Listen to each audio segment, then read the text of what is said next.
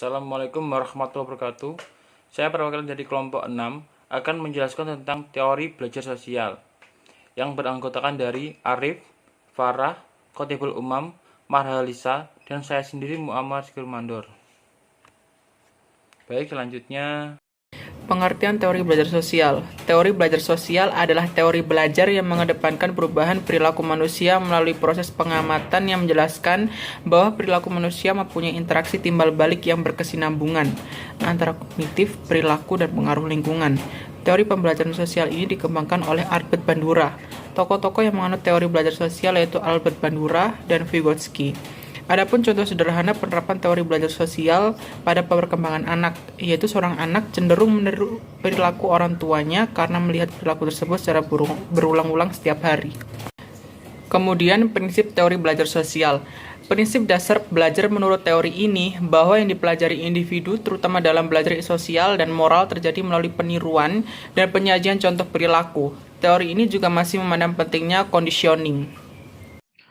Baik, saya Khotibul Umam. Saya di sini akan menjelaskan pandangan ahli tentang teori belajar sosial. Yang pertama, Albert Bandura.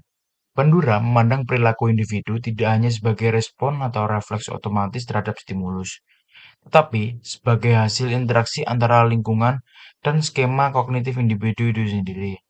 Hal tersebut dapat diterapkan melalui peniruan representasi contoh-contoh perilaku. Teori ini juga memperhitungkan pentingnya pengkondisian. Prinsip belajar sosial menurut teori Bandura. Yang pertama, determinis resiprokal. Determinis resiprokal adalah konsep keterkaitan antara bolak-balik antara lingkungan dan perilaku. Perilaku seseorang bisa dibentuk oleh lingkungan dan senada. Dengan hal itu, lingkungan juga bisa dibentuk oleh perilaku manusia di sekitarnya. Yang kedua, reinforcement. Penguatan bukan satu-satunya pembentuk tingkah laku seseorang. Seorang bisa belajar hanya dari melihat dan meniru hal yang dilihat. Yang ketiga, kognisi dan regulasi diri. Manusia bisa menjadi pengamat atas perilakunya sendiri, memberi penguatan dan hukuman atas kesalahannya sendiri. Tidak hanya itu, manusia juga bisa mengatur lingkungan, membentuk dukungan kognitif, dan bertanggung jawab atas perilakunya. Baik, yang selanjutnya adalah pandangan ahli Vygotsky. Teori Vygotsky mengajukan bahwa teori bahwa perolehan pengetahuan manusia dan perkembangan kognitif konsisten dengan teori formasi sosial. Artinya, pengetahuan dan perkembangan kognitif individu berasal dari sumber-sumber sosial di luar dirinya. Prinsip belajar menurut Vygotsky. Yang pertama, the sociocultural nature of learning. Menurut Vygotsky, peran orang dewasa atau teman sebaya yang lebih mampu dalam belajar sangat penting. Vygotsky menyarankan untuk menggunakan kelompok-kelompok belajar dengan kemampuan anggota yang berbeda-beda untuk mengupayakan perubahan konseptual. Penggunaan prinsip sosiokultural dalam pembelajaran kooperatif terlihat pada tahap kegiatan kelompok dan pembelajaran yang dapat dilihat pada perencanaan pembelajaran. Yang kedua, Zone of Proximal Development. Vygotsky mengatakan bahwa ide belajar konsep paling baik apabila konsep itu berada dalam zona perkembangan terdekat siswa. Zona perkembangan terdekat siswa adalah tingkat perkembangan berpikir yang berada di atas tingkat perkembangan berpikir siswa saat ini. Sehingga apabila siswa diberi bimbingan mampu mencapai tingkat perkembangan yang lebih tinggi.